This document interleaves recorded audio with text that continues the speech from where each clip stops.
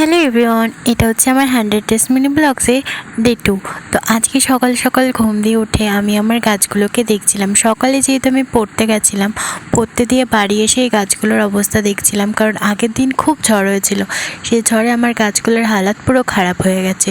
আর যা যা গাছ দেখতে পেলে সেগুলো কিন্তু সব ডাল ভেঙে বসানো। তারপর আমি একটু জল খেয়ে নিই, তারপরে আমি চলে যাই স্নান করতে। স্নান টান করে আমি একটু স্কিন কেয়ার করে নিই। তারপরে আমি এখানে একটা কোরিয়ান ড্রামা চালিয়ে বেশ কিছু জামা জমেছিল, সেগুলোকে গোছাবো ভাবেই রোজই কিন্তু আর গোছানো হয় না। তো ভাবলাম চলো আজকে যেহেতু হাতে একটু টাইম আছে, তাহলে জামাগুলোকে গোছানো যাক। আর তোমরা যারা যারা আমার চ্যানেলে নতুন, আমার চ্যানেলটাকে একটু সাবস্ক্রাইব করে দিও, কারণ আমার চ্যানেলে না তেমন একটা সাবস্ক্রাইবারই নেই।